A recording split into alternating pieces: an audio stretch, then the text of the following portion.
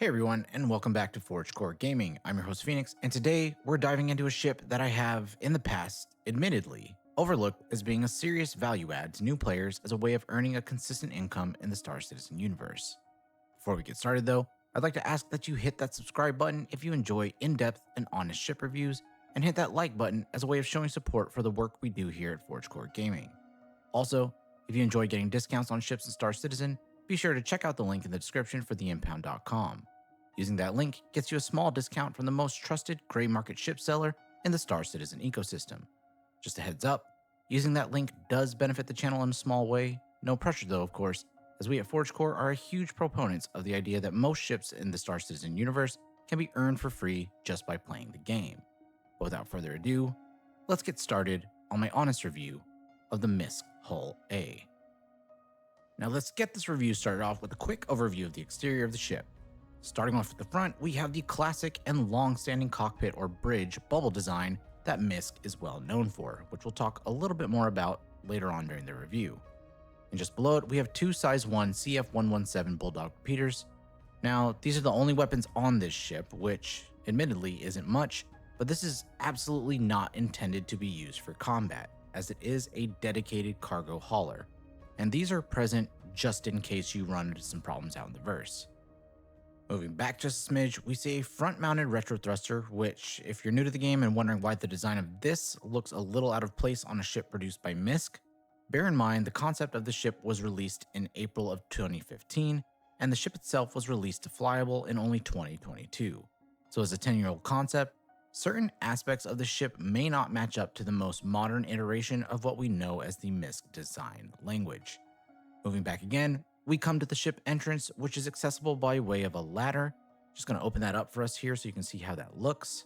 And just behind that, we have two wings on either side of the ship in a sort of stacked biplane design, which again presents itself with a little more sharp geometry than is customary on most modern MISC ships.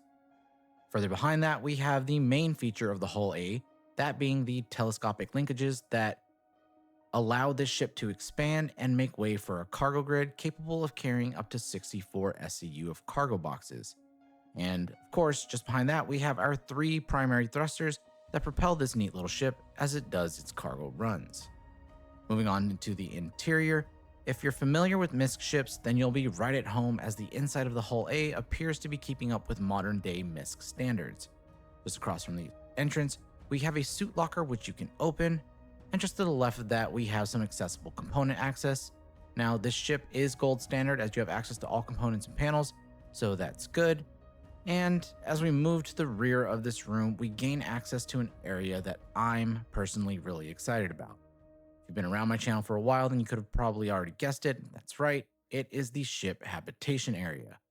Now, the ship does come with a complete habitation area, with arguably the most important feature being this, the logout bed, just in case you prefer not to return to cities or stations at the end of your play sessions. Just forward of the bed, we have an accessible external cargo storage capable of holding just north of a full SEU of whatever you want to shove in there. Just below that, we have what appears to be a beverage dispenser, which, of course, doesn't function as of yet, but should eventually gain some functionality. Now, on the starboard side of the habitation area, we do have a fully fleshed out kitchen with a food dispenser, and what appears to be a cookie jar plus an array of condiments, which looks like we have some soy sauce, mustard, ketchup, and perhaps a sriracha bottle. None of which are interactable with, but they do bring a certain level of lived-in feel to the area. And just below that, we have a functioning fridge. I say functioning. You can open it and put stuff inside of it if you really want, but in the current version of the game, there really isn't a benefit to doing that.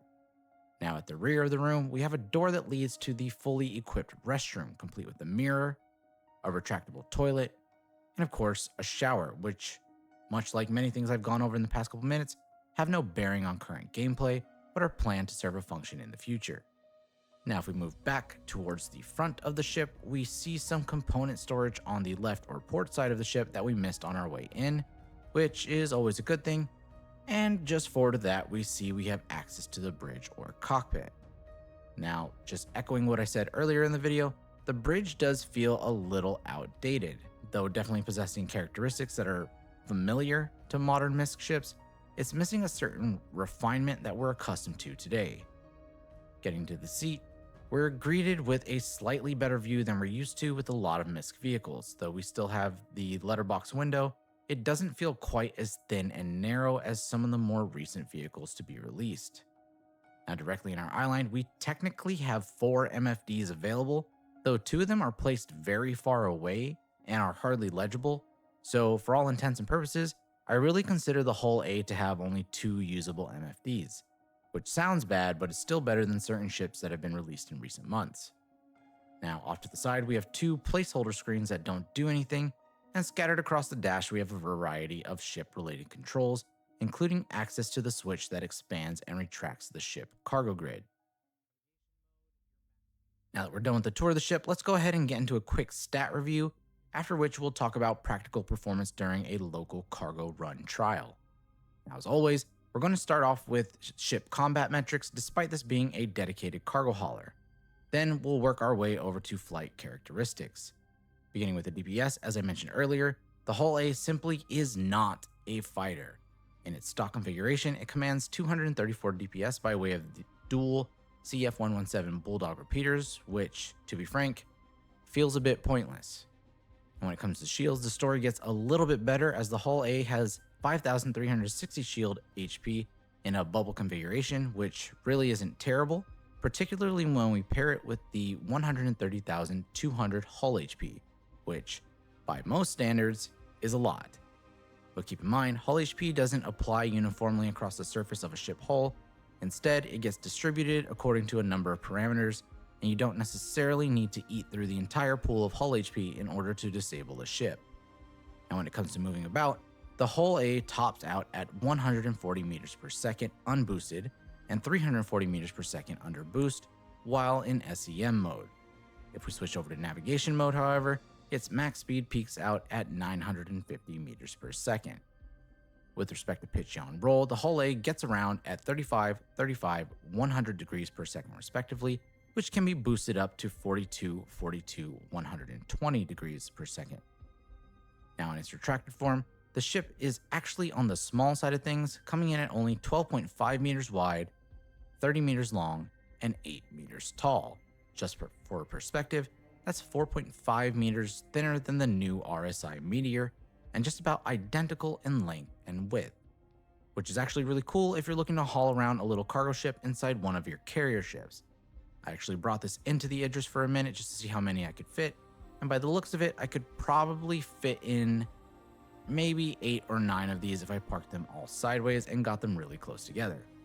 Now when it comes to fuel, the Hull A has a rather small quantum fuel storage coming in at 1.8 SCU. But to be honest, with the cargo route I set up, which was actually pretty dang good, I never used more than 1 or 2% round trip, so in practice, I have no complaints there. Now the hydrogen fuel sits at a very mediocre level of 16.4 SCUs, which again, you're most likely never going to run out of unless you're doing some off-the-wall stuff with your ship. The claim time by default is pretty low at 5 minutes and 57 seconds, and expedites down to 1 minute and 58 seconds in exchange for 2,700 AUEC, which doesn't feel either fast nor slow, so no real comment on that. But now that we're done with the stat overview, let's dive in and discuss whether or not this ship is actually useful. So as it stands, cargo hauling is one of the most profitable sectors of the Star Citizen economic system. And I know, I use that term very generously. But just because a ship can haul some cargo doesn't mean it's necessarily a money-making machine. So I decided to put the Hull A to the test. From Area 18, I queued up 5 cargo contracts totaling in 249,000 credits, all to be picked up from Bajini Point, which is just a small hop from the spaceport I call home. Here's what I found. 20 minutes. That's all it took to go from Area 18 up to Bajini, load up my cargo, go back down to Area 18, unload my cargo, and cash in the 5 contracts. Which, to be honest, is lightning fast for a cargo hauler that only costs 1.7 million credits in-game. Now, I'm no pro at cargo hauling. I've done it quite a bit, but I'm hardly a savant when it comes to stacking boxes. The thing is, the Hull A makes it super easy. With its exterior open cargo grid, you can literally stand in one of 2 locations, provided you parked your ship correctly, and basically fling cargo at the grid, and it sticks. The only thing you have to take into consideration is whether or not you have different sized cargo boxes and how you'll organize those. And here's what I mean by that. Each side of the hull A has a cargo grid in a 4x4x2 configuration, meaning you can line boxes up to 4 wide, 4 high, and 2 deep. So if you have boxes that are 2 or more units wide, be sure to account for that and probably prioritize putting the large boxes on first. Now, the majority of my contracts were single SCU containers with just a few boxes that were 4 SCU and a couple boxes that were 2 SCU. So if I had a layer on the grid that had no boxes on it, I would prioritize the larger ones, put them down first, and then fill in the empty spaces using the single SCU containers. Now, this may seem obvious to most folks, but I was running through the possibilities in my head, and it's perfectly possible to mess this up and have to redo or reorganize a layer if you forget to take this into account. Now, when flying back, I was surprised to see that I didn't really feel the weight of the boxes that I had loaded up. It was hardly noticeable, and I say surprised because I've flown the hull C a time or two, and the difference between an empty hull C and a loaded hull C is night and day. But given that the difference between the hull C cargo capacity and the hull A cargo capacity is a factor of literally 72, that pretty much makes sense. Once I arrived in Area 18, I pulled out my ATLS from my freight elevator and in a very reckless manner started flinging boxes off the hull A and into the cargo elevator. Pro tip, if you use the ATLS often, try using it in free look mode by hitting the Z key.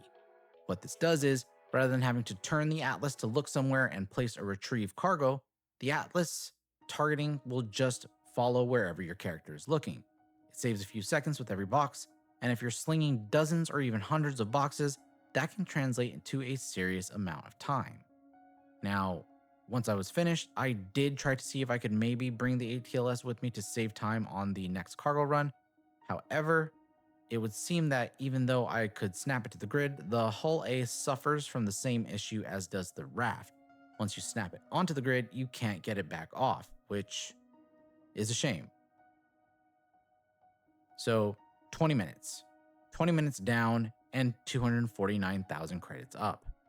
All in all, that really isn't too shabby, albeit these numbers aren't anything that would impress mid to late game players, but for new players, that's really hard to beat. What that translates to is roughly 750k an hour, or 3 to 3.5 hours before earning yourself a Cuddy Black, or 22 hours of cargo hauling before you get a hull C, at which point 1.5 million an hour is pretty realistic. So overall, I was really impressed. I was, however, disappointed in the fact that I couldn't get the station auto-loading feature to work. I thought for sure that the hull A could call to be auto-loaded, and that would have shaved off even more time, but regardless of how many times I hailed Bacini Cargo, they never even responded. Drop a comment if you've been able to use the auto-loading feature. I'd love to know if I need to go back out there and retest. But it's time to rate this ship and start wrapping up this video. Ultimately, I wanted to rate the hull A a solid 7 out of 10. You're not going to use it for more than a single gameplay loop, probably, but in its intended role, it's hard to beat. I didn't want to go higher than 7 because though the cargo hauling aspect of it is really streamlined, it could have been even more streamlined if the auto-loading function worked for it. Additionally, there are other cargo haulers out there that, though they make money a little bit slower, they're able to engage in more gameplay loops because they have that internal cargo area rather than the external one that can technically be used for other things, for example, small vehicle transport.